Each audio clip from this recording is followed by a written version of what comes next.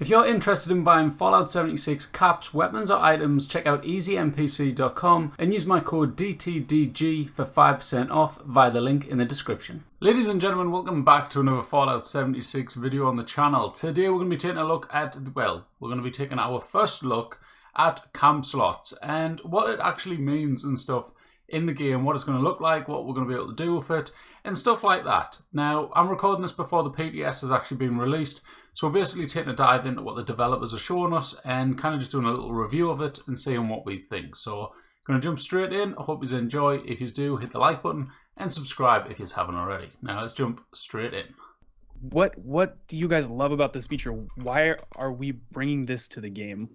I mean, I can really sum up camp slots with one word. It's more. More camps, more total budget, more location, more creativity, more fast travel points, more building. We're builders too. We really love building. We've been doing it for years now, and we always want to do more. And camp slots is a new system that allows players to have more than one camp. And while you can only have one active at a time, the camps will always be saved. More everything, it sounds like, which, I mean, that sounds awesome to me. Alyssa, what are you excited about with this feature? Yeah, I'd say for me, the biggest excitement that I have is just the fact that, like, I like to build camps that have a specific theme.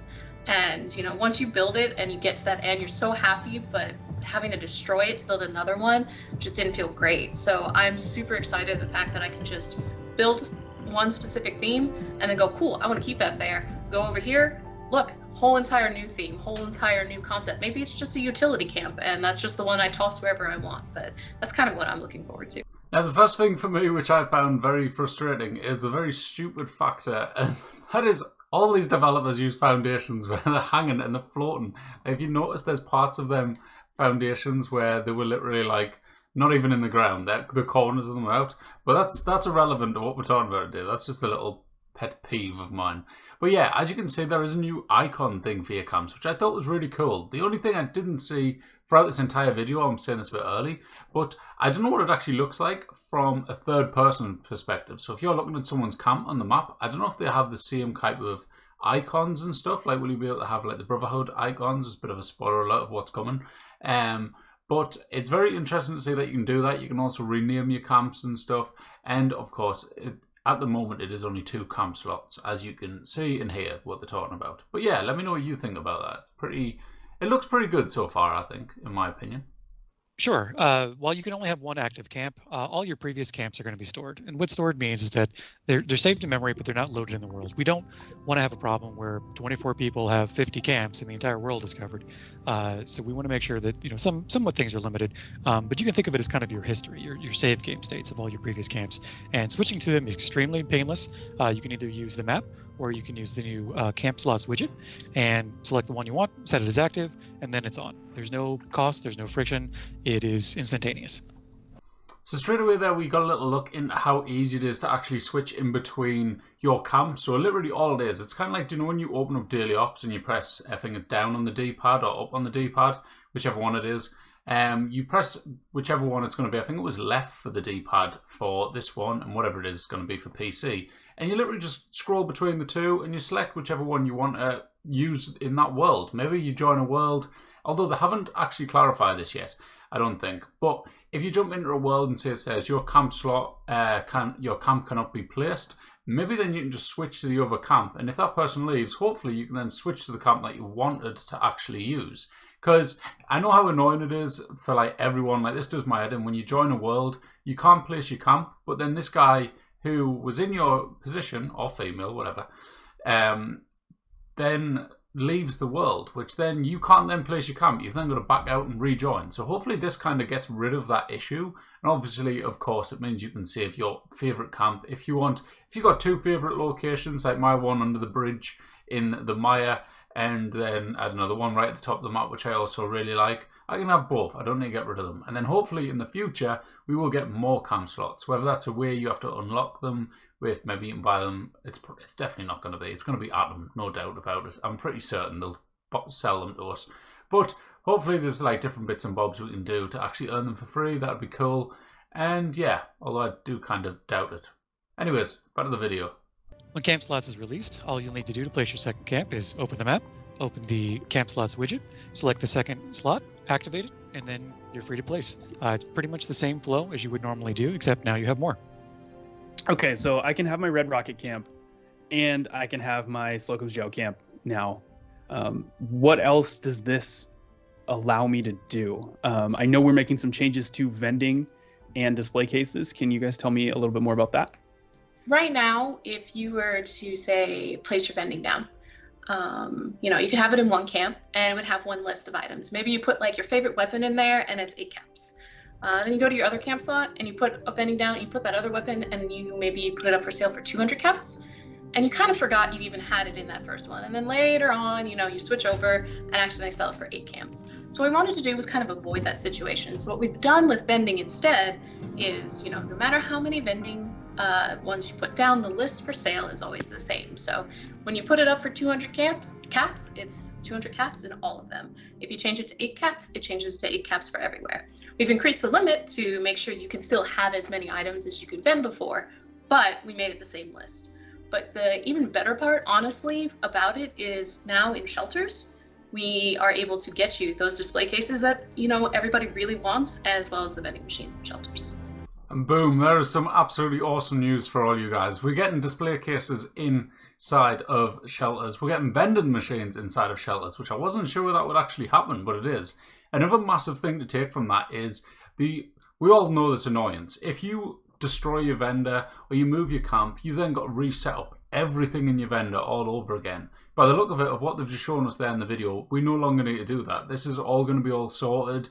It's going to be literally, you move your camp, set up a vendor, it's got everything saved for the same prices that you previously had. So very exciting stuff. I'm really happy about that because I hate resetting up vendors. It takes ages trying to remember what you're selling, unless you're selling like loads of the same stuff.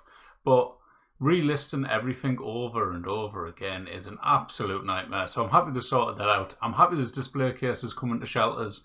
And yeah, it's going to be really good for a lot of reasons. People wanting to make museums. I've had a lot of comments about that. You can just show off. You could make like, do you know like the free shelter you get? You can just turn that into a showcase. Showcase everything, all the rare items you've got, all the cool stuff you've collected maybe. You can make a little Nuka-Cola area if you wanted, with all the Nuka-Cola stuff that we've got in the Atomic Shop now. Lots of stuff, lots of potential to happen from doing that. The camp representation on the map will be somewhat similar than we had before, except now you can pick your own icon, and we have much better feedback for whether the camp has a shelter or a vendor. So we have 2 new sub icons that denote shelter or vendor, and you no longer have to power your vendor in order to have your map be visible to other players. We now have a simple functionality where you select the camp, you say public beacon on, and then everyone can see it. And a new ping will show you that camp is now beaconed. We also wanted to make sure that the icons had plenty of choices, although they don't necessarily mean anything in specific. You are able to sort of express yourself a little bit and kind of inform other players what to sort of expect on your camp. If you want to make a Mothman camp, maybe pick a Mothman icon, and people have a better idea that what's going to be there. There you go, even more good news. The fact that we can actually add our own like customizable icon to our camp, so not everyone has the same icon everywhere. Yes, you could argue it could be a little bit confusing, because it would be at first, because you think, whoa, what's this new icon? And then you realise it's a camp and you get used to it. Plus they're a different colour, so really you shouldn't really get confused, I wouldn't have thought. But yeah, if I quickly flick back to that, just so we can have a little look at the inside of what's actually coming, that'd be really good. So let me quickly flick back to that little moment and let's have a little look at the ones possibly available. There you go. So as you can see now on screen, there is the typical camp type thing. There's this one, which I'm not actually sure what that's meant to be. Maybe a farm or something. The plain, the kind of Tyler County Fairgrounds. You've got a kind of tavern type of one. You've got Artist Farmer, I believe that is. You've got Blood Eagles, Brotherhood yet again. You've got the kind of like a campsite type of one, log cabin, a trailer, the Capitol, car. There's absolutely also, I'm not going to go through every single one of them, but as you can see, it does scroll down as well, so there is some more which they aren't actually showing us yet, but lots of cool stuff in there, especially if you want to represent who you are and what like kind of faction that you really enjoy. Unfortunately, as of the moment, I can't say Enclave one unless I'm being blind. I've just skipped it. There is Settlers, there is Murmur, which obviously isn't a faction. There's Cultists here, we've got the Brotherhood up here, we've got the Blood Eagles, Maybe as it goes down, we'll have the Enclave and stuff. I hope so, otherwise there's going to be absolute ruptions if there's no Enclave. And hopefully they add in a few more as well. Like, is there a Raider one? Oh, I suppose the skull would be Raiders. Look at the Irish there for the 4-leaf clover. Lots of different stuff to come into, and it looks really cool. So happy about that 100%. They're also changing it. If you can see, just closer here, they've got little 2 circles here. I believe the one on the left is going to be if you've got vendors. The one on the right is going to be if you have shelters. So very cool little changes there. As you can see as well, it's kind of something which hasn't really been spoken about. This has changed as well. Now the public event is down here. So instead of going just daily ops on the bottom here, you can also go and quickly jump straight into whatever public event's on. That is another really nice touch, just to kind of look into it. And also a crazy another thing, which is completely random, which I just wanted to talk about. He's got 61,000 bloody atom there. Bloody hell. I like this guy, by the way. He's really kind of chilled out. And I don't know, I can't remember his name, unfortunately, because I kind of skipped the beginning when I've watched it round for the second time. But this guy's a nice guy. I like him. But yeah, there we go. That's everything that's spoke about in the video. There's a little kind of depiction of what I seen, what I kind of heard and seen in the little details of the video and stuff. It sounds very cool. Lots of good stuff on the way, which I'm very happy about. It is a bit of a wait. We've got, what, like 6 weeks to wait for this? But it is PTS today at some point. I'm guessing it's going to be around reset time, although usually it's normally a couple hours behind reset time, so probably around the time this video goes up. But yeah, I thought I'd share my thoughts on what was in the video and stuff. I don't have the PTS anymore. I kind of got rid of it. I don't like the fact how it's 2 separate games. I don't know why it's not just like in actual Fallout 76. Why it's not just there and you can just open Fallout 76 and then click it, kind of like how you would Nuclear Winter or your Private World. You should be able to have like a thing there for the PTS. I don't understand why that's not there, but I don't know, never mind. Maybe one day. Probably not, since I've already invested in making it a second game sort of thing. But yeah, that is all I can see, all I know on Camp Slot so far. I hope you enjoyed. Let me know exactly what you think about these and what you're looking forward to the most about them, and what icon will you be using at your camp. For me, I don't know. I suppose it depends on what camp you're using, isn't it? Because if you've got a Raider camp, you use Raider. So yeah, lots of cool stuff on the way, so I hope you all enjoyed. I'll catch you all later. Make sure to subscribe, hit the like button, and goodbye.